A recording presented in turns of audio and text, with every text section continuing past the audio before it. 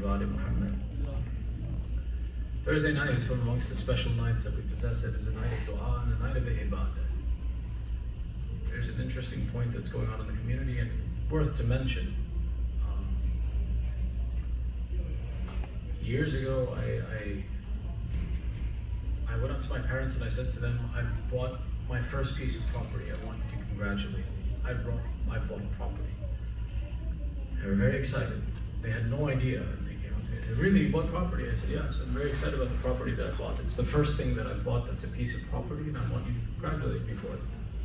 And they did. They said, son, where is it? I said, I'll show you. And I took them and we went to the Kabristan. The first piece of property that I bought was my grave. Man is by nature neglectful of death. Which is why Allah in the Quran mentions and He says, abundance, this life diverts you until you reach the grave. One of the important elements as we grow our children, yes, it's a very good habit we've established that as our children grow up, we introduce them to Hajj, we introduce them to Ziyarah. Remind them about death. Make it from amongst the practices of our community to introduce and to educate our children and our communities about this important reality and this fact that we have to prepare for, and that we should always keep in mind that there is something ahead of us that is beyond this life. Our Prophet would give the advice and he would say, "Alaykum bihadin al-labbat." I enjoin you for the destroyer of desires. Labbat, the desires and the pleasures of life. And the people would ask, "Ma huwa dhalik?" What is that? You would recite al-maut, death, the grave. Go to the graveyard and visit the graveyard. If you find yourself lost in this world, go to the graveyard. If you go and visit the graveyard, you'll prioritize your life. It's life for us. It's mustahab to visit the graves. It's mustahab. It's from the Seerah and Sunnah of Ahl-e-Bait. From Bibi Fatima onwards, the lesson was taught to visit the graves regularly and to make it a practice. Our Lady Fatima would visit the grave of Sayyid al-Shuhada, her uncle, on Tuesdays and on Fridays. That she would go to the grave of her uncle and visit Sayyid al-Shuhada, and it should be a good practice for us as well too, especially as we live in a very materialistic environment, so it is something beneficial that we should establish as a practice and introduce to our youth, and promote this concept that as we prepare to go to Hajj and Ziyarat, as we grow up and we create these financial responsibilities of being attached to the Ahl-e-Bait, and on the other side it is that we remember the moment of death and we prepare for that, prepare our generations for this process as well. Sallu ala Muhammad wa ali Muhammad.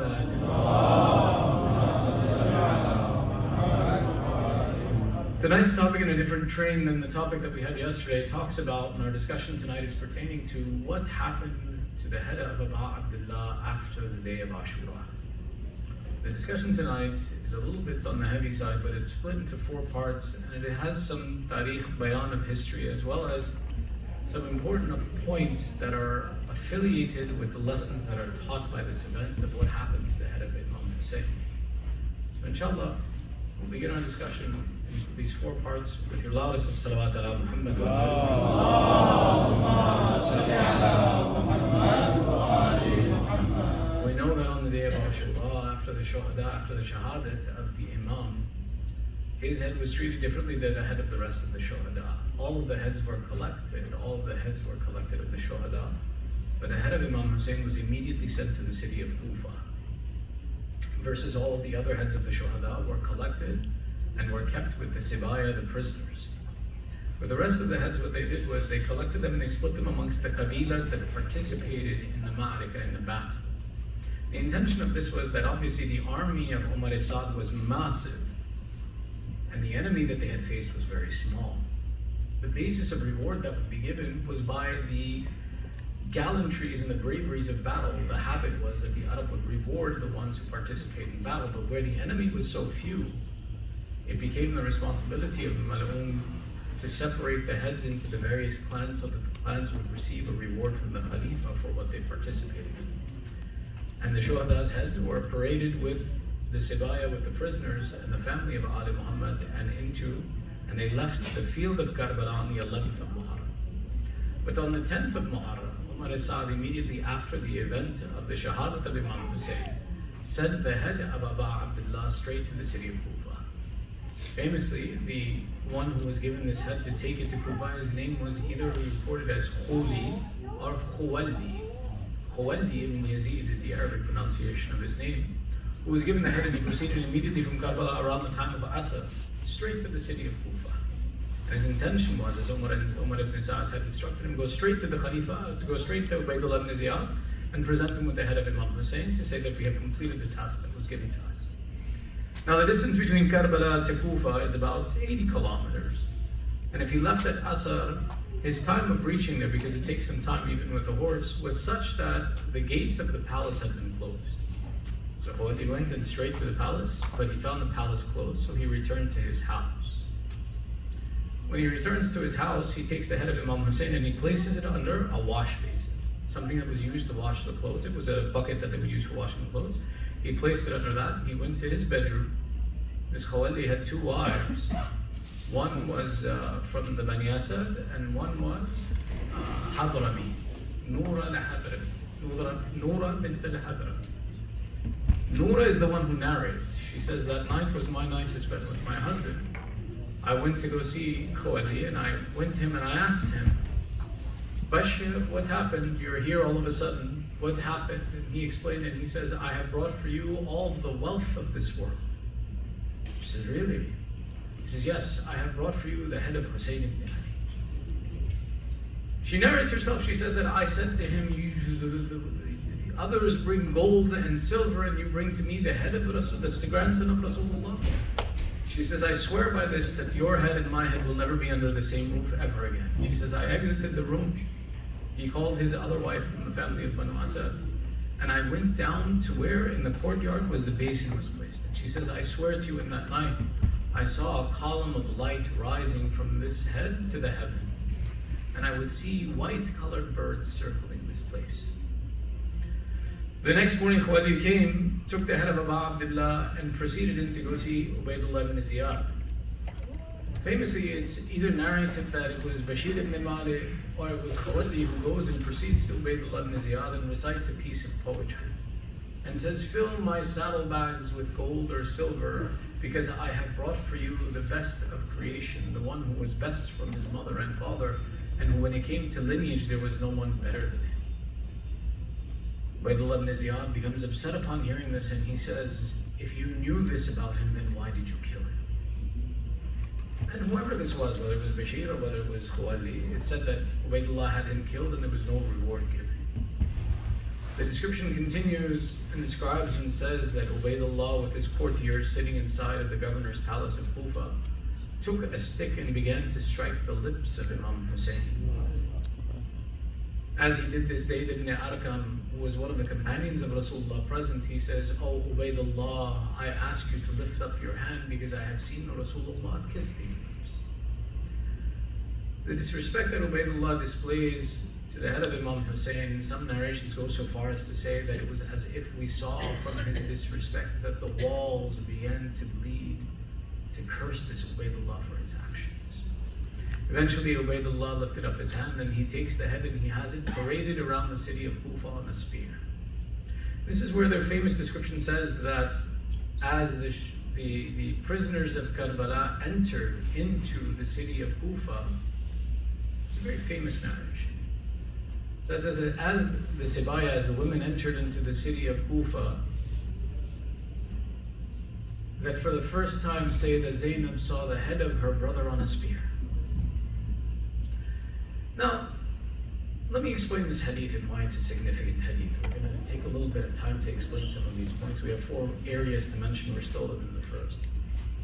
They mention this hadith and they describe and they say that seeing the head of Abu Abdullah on a spear for the first time, Sayyidah Zainab began to strike her head on the side of the mahd, side of the litter upon which she was seated.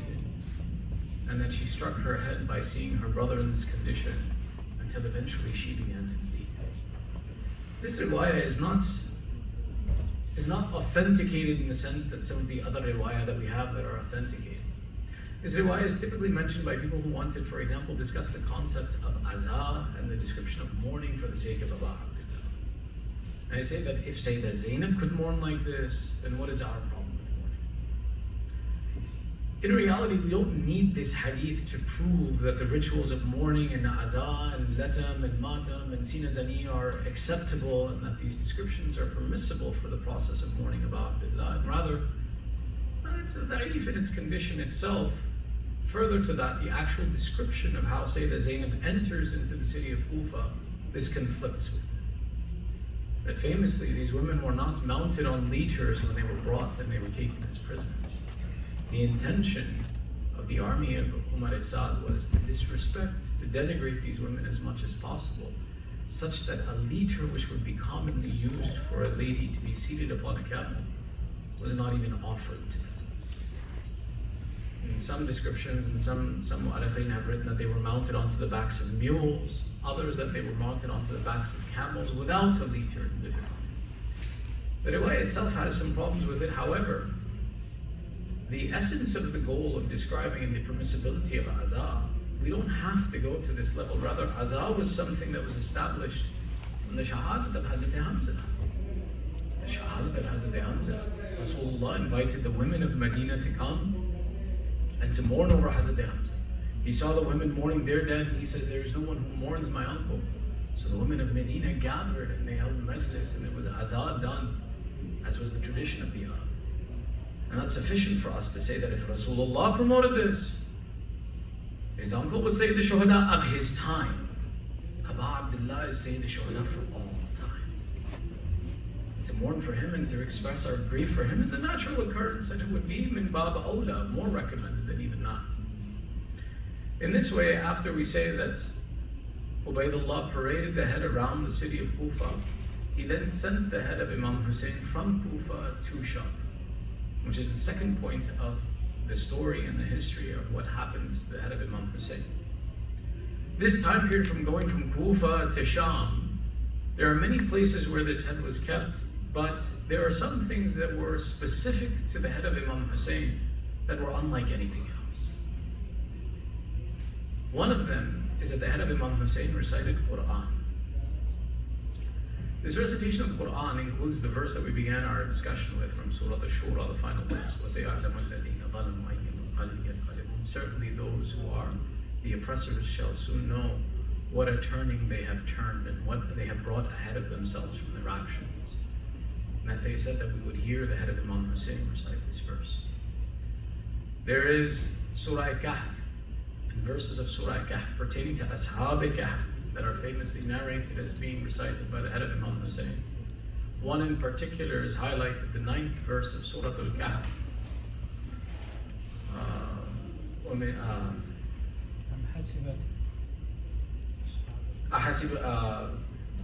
صلوا على محمد وعلى محمد.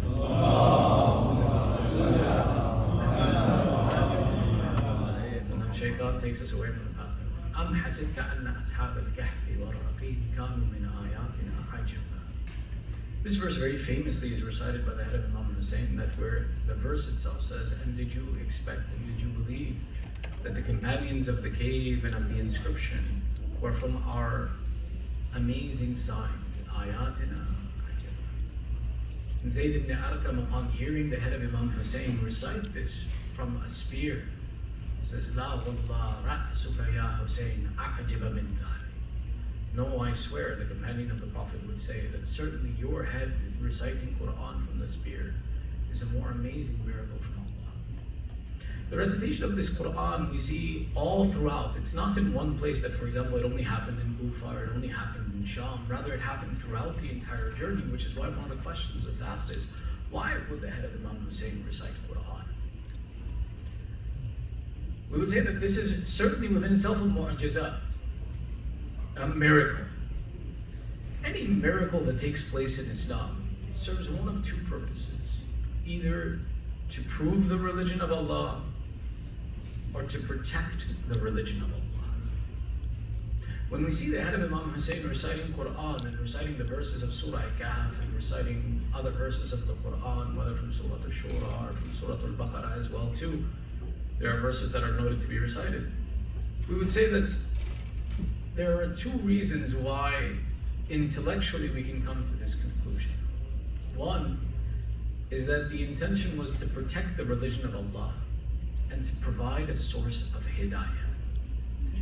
You see, the nature of Muslimin at this point in time was that the belief was that the Khalifa represents the religion of Islam. If the Khalifa has won a victory against someone, that means that Islam has won a victory over an enemy of Islam. But now when you see the one that is being paraded as the enemy of the Khalifa reciting the Quran from a spear, you would question and say, if this was an enemy of Islam, why is this head of someone reciting the Quran? It was a source of hidayah in the sense that people would know the truth and the reality of what was its Khalifa. This wasn't the only aspect of knowing the reality and a source of guidance. Rather, we know that the ladies of Karbala were also a source of hidayah and guidance, and they spread the message. At times, they were given the opportunity, whether in Kufa or in Sham, to recite speeches. But throughout this distance, does that mean that the people between Kufa and Sham didn't have guidance to this opportunity? Sometimes they would interact with the women. We have narrations that describe to us and say that as the women were being paraded, and the women would come to them, because they would interact with women, and offer them sadaqah and charity, that say that Zainab would turn back and say, return the charity to them. Do not accept charity from anyone. And the women of Kufa and Sham and of these villages would say, why don't you take charity from us? That's unusual. Someone in your condition refusing charity? Who is in more need than you, who has no family, no support, who is being paraded as a prisoner? And the women of the Ahl-e-Bait would reply and say, we are the family of the Prophet. It is haram upon us to receive charity. So that the women would be educated to say, who is it that the Khalifa has defeated? He's killed the family of the Prophet. Others would look upon the heads of these shuhada, and when they would see a 6-month-old child mounted on a spear, they would say, what Khalifa can represent the Islam that would kill a 6-month-old child? And hidayah would be the purpose of that message. The same is to say that the head of Abu Abdullah reciting these verses of the Quran was an invitation to hidayah, to question what kind of an enemy, what kind of Islam kills someone who has the nur and the ma'rifah that Allah has given him the tawfiq and the miracle to recite the Quran from the speaker. So from one aspect, it was the invitation to hidayah. There were those who took the hidayah. Amongst the journey for Abu Abdullah and these people on the spears and in traveling was the aspect that people accepted Islam seeing this condition. Famously, there's a story of a Jewish rabbi, and there's a famous story of a Christian priest.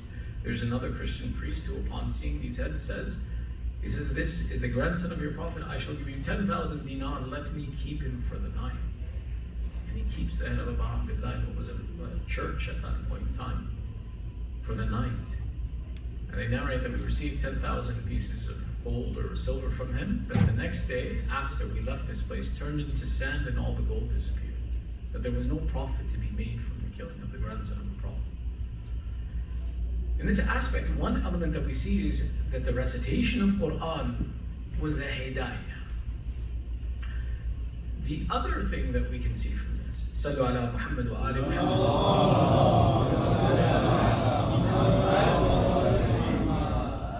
One of the important messages of Karbala was the preservation of hijab. Preservation of the dignity of the women of the family of the Prophet. When you ask the question, why did Hazrat Abbas not fight freely on the day of Ashura? Hazrat Abbas being one of the greatest tools in the arsenal of Imam Hussein. It was because Imam Hussein made him the commander and placed it in front of the tents so that the women would feel a sense of security, that they were protected. When you see after the shahadat of Hazrat Abbas, when there is no protector for the women, Abu Abdullah makes a statement, Al-an ankasara bahri. Now my back has been broken. Because now he's left alone on one side to fight with the army, and on the other side to protect his women. And they tried to take advantage of this, and even our 12th Imam in Ziyarat-e-Nahiyah describes this moment, and he says, my salam upon that one, who when the sweat of death overtook his brow, would continue to look secretly at his tents and his women, and to move his hands and feet to indicate that his life was still present. Imam Hussein, when he was alone, set a condition. He set a condition, he says that in the tradition of the Arab, it is that as long as the men are alive, the women are not disturbed. Then therefore, as long as this Hussein is alive, I ask you not to disturb the women and to leave your hands off from them. And this is the moment that Imam Zaman describes in Ziyarat-e-Nahiyah by saying that for the protection of these women, when anyone else in your condition, O Imam Hussein, would have been lost in the pain of death, you continue to focus on protecting your women.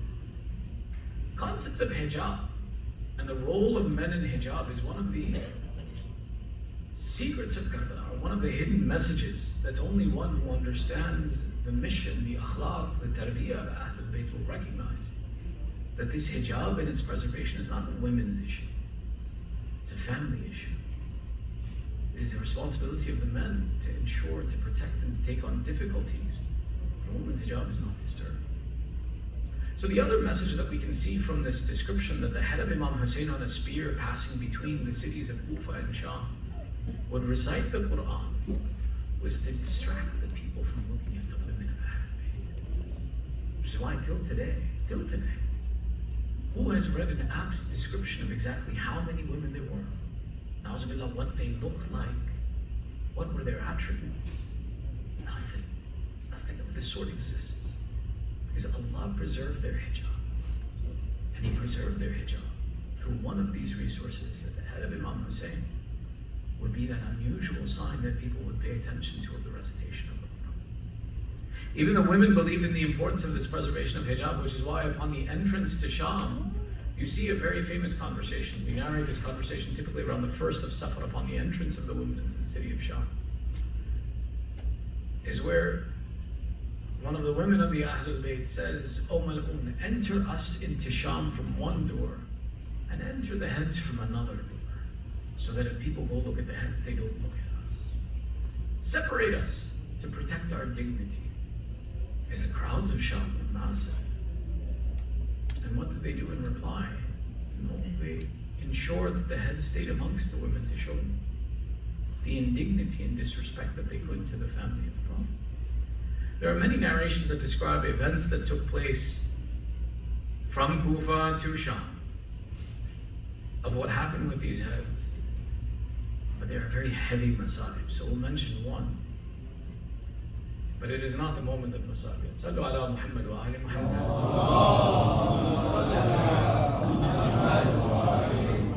They describe and said that one of the soldiers in the army who was responsible for watching over these people and parading them through the town says at night we would find a place to rest and we would all get drunk in that time. He says one night it happened, we made a fire and we were sitting under a tree and we had taken the head of Imam Hussein and hung it from the tree. And we had spent that night becoming intoxicated, and most of my friends had become unconscious from intoxication, yet I was slowly still awake. In the light of the fire, as I lay there, I could see the head of Imam Hussein hanging, and I would slowly see a small child who would proceed towards the head. She would come close, and then she would run away. Kind of like a frightened animal. An animal that is scared approaches very cautiously and in a frightened way. He says, slowly I would see her come closer, then run away. And then again she would come closer, and then run away after a while. Until eventually when she felt she was safe, I saw this child come and sit under the head and look up at the head of her father. Eventually as that head turned, it turned and said to the child, "Oh my child, there is a small time and then soon you shall join me again." And the child, upon hearing this, got up and ran away. They describe and say upon the entrance to Sham, when the heads were paired with these prisoners, the people of Sham not only threw trash at the women and the children, not only threw burning water at the women, but one narrator describes and he says that an old woman with a bent back, upon seeing the head of Imam Hussein on a spear, reached down and picked up stones and started throwing them at the head of Abu Abdullah. Kulthum, the sister of Abu Abdullah, upon seeing this, she says, "Oh, old woman, have you no shame? Do you not know this is my brother who was killed thirsty and hungry? They desecrated his body and now you throw stones at his head. May Allah curse you, O woman." The Mazahib of Abu Abdullah continued through all of this. And there are many narrations similar to this that describe the Masa'ib of Imam Hussein and the difficulties that were experienced by these people in this journey until they entered the third station, when they entered the court of Yazid. The description of the court of Yazid begins with a description that is similar to that of Ubaydullah ibn Ziyad. But one of the things that Yazid did, when he wanted and paraded these people into his court, he wanted the head of Imam Hussein brought in front of him.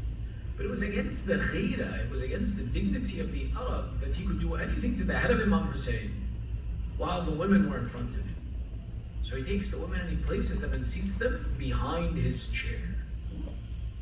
And then he has the head of Imam Hussein and Imam Zayn al-Abidin brought in front of him. One of the difficult mentions in this point is that they describe and say that the women, while they were sitting behind the throne of Yazid, they could hear that there was a stick hitting someone.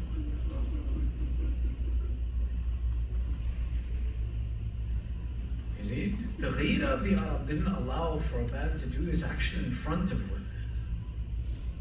While the women were sitting behind, there was a mu'arrikh who writes and he says that Sayyidah Zainab turns to her niece, one of the daughters of Imam Hussein, and says, "Oh, niece, this sound is the sound of someone being struck. Stand up and look and see if he is daring to strike your brother, then I shall stand in his defense." They write and say that this daughter of Imam Hussein stood up, looked in front of the throne, looked in front of the chair, and then sat back down crying. It says, "Oh aunt, I can't describe what I have seen." They describe and say that at this Sayyidah Zainab found it her responsibility that their children, it's not their job, it is our job. So she stands up to look. She witnesses that there is a bowl in front of Yazid, in which is the head of Imam Hussein. And Yazid, like Ubaydullah, is striking the lips of Hussein ibn Ali. Yazid Mal'un, in his court, to disrespect Imam Hussein, the first thing he does is he takes this bowl with the head and he places over it a ma'ida, a table for food, and serves fuqa. Fuqa is a malt beverage, typically that we associate and call beer, but it can be other malt beverages as well too, a malted beverage, and he serves it to his friends and he sits around drinking. And as his cup would empty, he would throw it on the ground next to the bowl. And he would say, this is a very Mubarak drink, that it is presented to us when our enemies are before us and they are suffering from us. Imam Rada in Uyun al-Akhbar Rada, one of the narrations from Imam Rada, says that the first one to dishonor us with this fuqa was none other than this Yazid. And that this is an inappropriate drink, that any malt drink that you see is better to avoid. Don't drink this. Even if it be the non-alcoholic malt drinks that are becoming famous amongst the Arab and others again, we don't drink. These malt beverages were those that were drunk by Yazid as he disrespected the head of Imam Hussein. After that, they describe and say that Yazid then placed a chessboard on top of his head and began to play chess. Chess is not for amongst us. We don't play this. As he would play, he would say that we are the ones who are victorious today and our enemies have been subdued for us. And today is in exchange for the day of Badr, and today is in exchange for the indecencies suffered by our forefathers. If they could see our victory today. Why? Both of these elements are not from our characteristics. He would describe and he would say that this Hussein used to say that his grandfather is better than my grandfather. He is better than me, his father is better than me, and that his mother is better than me. Had this Hussein been better than me, then has he not read the Quran where Allah says that تُؤْتِ الْمُلْكَ مَنْ تَشَاءُ وَتُنْزِعُ الْمُلْكَ مِمَّنْ تَشَاءُ. That Allah gives His kingdom to who He desires and Allah takes away His kingdom from who He desires. How could He dare to say that He is better than me? As for his grandfather, it's true that his grandfather is better than mine. As for his mother, it's also true that his mother is better than mine. Because what is the comparison between Fatima and my mother? But he says, as for his father is the one who tasted loss at my father's victory. And he tried to describe the event of Siffin in this way, that it was the victory of Muawiyah over Amir. And he claimed his superiority in this way and tried to show down the status of the Ahl-e-Bait. It's described and said that after this event, for some period of time, he hung the head of Imam Hussein from the palace in Sham, whether it was for a day or for a period of time. After this, we see the narration that the heads were returned to the Sibaya and were returned to the women. But that raises a fourth question of what happened to this head? Where did it go? the description of what happens to the head of Imam Hussein, there are 5 different narrations that describe and say, where is the head of Imam Hussein today? 3 of them we disregard, and 2 of them there is debate amongst. The 3 that we disregard are the narrations. There is one that describes and says that the head of Imam Hussein was taken to Misr and buried in Egypt. One that says that the head was taken to Medina and buried in the city of Medina. And the third that says the head was buried in Sham. The rest of the shuhada, their heads are noted to be buried in Sham, and there's a place in Sham that is a ziyarah. May Allah give us tawfiq to return to Sham, where we say the heads of the shuhada were buried. These 3 we disregard. Why? Because there are only historians who make these statements to say that this is where the head was. But none of the Ahl-e-Bait or the Ahl-e-Bait have any commentary on whether it be Sham, whether it be Misr, or whether it be Medina. The other 2 places where it could possibly be, we see narrations of the Ahl-e-Bait that describe that this is a possibility. One of them is in Najaf by the grave of Imam Ali, and the other is returned to Karbala. Amongst the 2 of these, what's interesting is that sanadan, riwayatan, the weaker of these 2 is that the head was returned to Karbala. Sayyid ibn Tawus narrates and he says that there are some, not the Uya, but he doesn't explain who narrates. He simply says that there are narrations that say that the head of Imam Hussein was returned to Karbala. And he says, from amongst the Ta'ifa of ulama, from amongst a group, Ta'ifatuna, that many ulama agree with this position that it was returned to Karbala. But he doesn't share a narration that proves this. The only other narration that exists is one from the daughters of Imam Ali, Fatima bint Ali, who makes the narration, says that my brother Imam Zainul Abidin, or my nephew Imam Zainul Abidin, returned with us, and the head of Imam Hussein and returned it to Karbala. But it's a weak narration. The other narrations that talk about that the head was returned to Najaf, there are over 9 narrations that are narrated in different books that describe and say that the head of Imam Hussein was taken to the city of Najaf. These narrations go so far as even from our 6th Imam, Ja'far ibn Muhammad as-Sadiq alayhi salam. You see, the grave of Imam Ali was not publicly known to society until the 4th Imam began introducing to the Shia where the grave was, then the 5th Imam and the 6th Imam introduced the Shia where the grave of Imam Ali was. Amongst the narrations of Imam Sadiq introducing the grave to the Shia and including his own son Ismail are the narrations that describe and say that when Imam Sadiq takes his son Ismail and proceeds to Najaf, there are 2 graves there, a big one and a small one. And after they recite the ziyarat of Imam Ali, he says to his son, he says, and here do the ziyarat of the head of Imam Hussein, of your grandfather Imam Hussein. And there are 7 or 8 other riwayas similar to this that describe and say that when you go to Najaf after the ziyarat of Imam Ali, do the ziyarat of Imam Hussein. Till today, actually, we do it as well too, when Allah may give us all tawfiq. When we go to Najaf, we typically recite 4 ziyarat. 4. One is the ziyarat of Imam Ali himself. One of his Hazrat Adam alayhi salam was buried in the same place, and one Hazrat Nuh was also buried in that grave. So we describe and we say that Amir al-Mu'mineen is buried on one side between Nuh and Adam.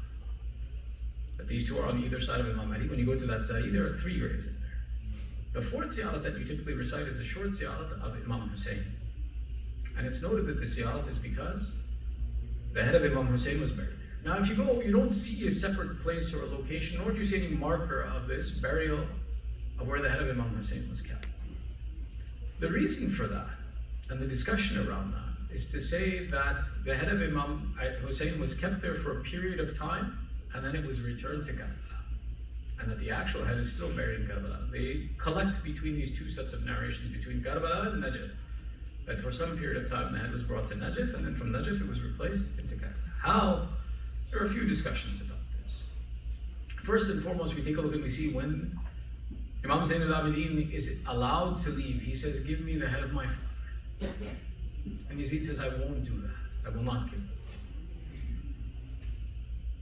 So one argument is to say that Imam Hussein's head was not taken with Imam Zainul Abidin, but rather Imam Sadiq, a narration of Imam Sadiq says that one of our lovers, one of the Molana, one of our lovers, one of our servants, took the head from Sham and brought it to Kufa, brought it to Najaf, and it was buried here. And then from here, it was moved to the land in Karbala. and that this is the process by which the head was returned.